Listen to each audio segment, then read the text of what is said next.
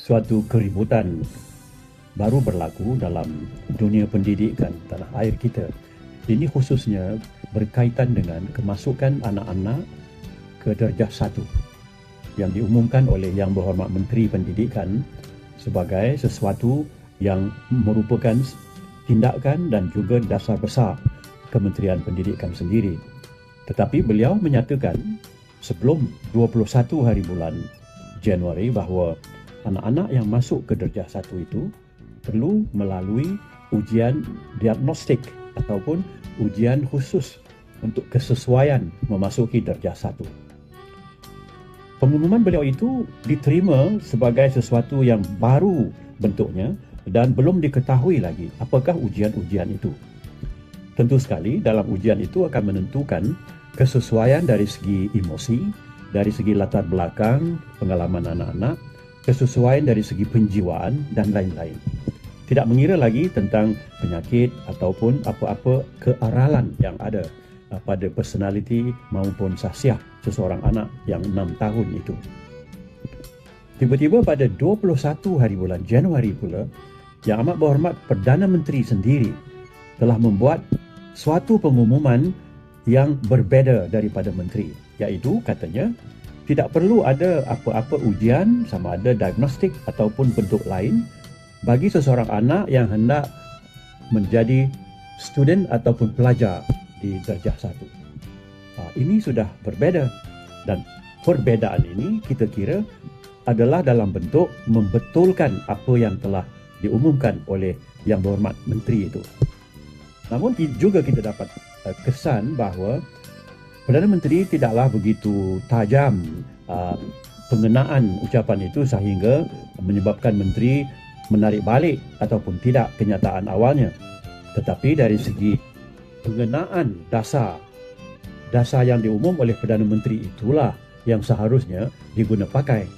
Jadi kalau begitu, yang diumum oleh menteri sebelumnya tidak boleh dipakai dan ia digolongkan sebagai pengumuman yang tidak betul dan tidak kena pada tempat dan masanya. Ini amat mahal bagi ibu bapa.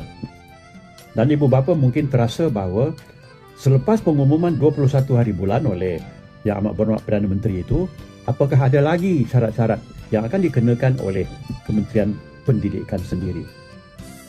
Tentu kita berseru pada saat ini, satu lagi peristiwa berlaku, iaitu Yang Amat Berhormat Timbalan Perdana Menteri 1 mengumumkan anak-anak yang berusia 6 tahun itu bolehlah memasuki darjah 6. Ini boleh memitamkan fikiran ibu bapa. Apakah ini benar atau ini satu kesilapan?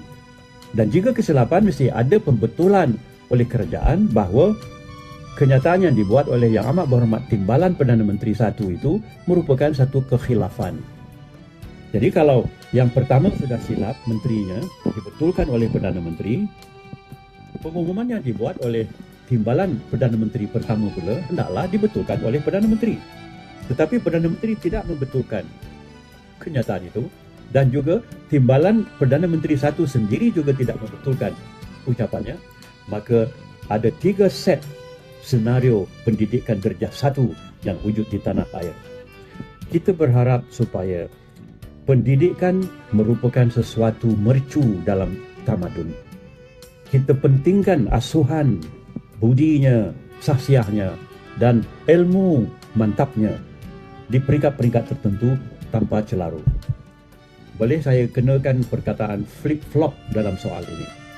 Dan sebagai salah seorang yang agak lama juga dalam pentadbiran tanah air sebelum ini, saya mohon bagi pihak rakan-rakan yang lain yang merasakan bahawa kewaspadaan perlu wujud, betulkanlah senario ini supaya badan-badan seperti Dong Jiao Zong misalnya, yakni apa yang disebut sebagai pertubuhan sekolah-sekolah Cina dan jawatankuasanya, tidak lagi menyuarakan sesuatu yang begitu lantang yang merupakan bahawa seolah-olah Kementerian Pendidikan ini tidak betul.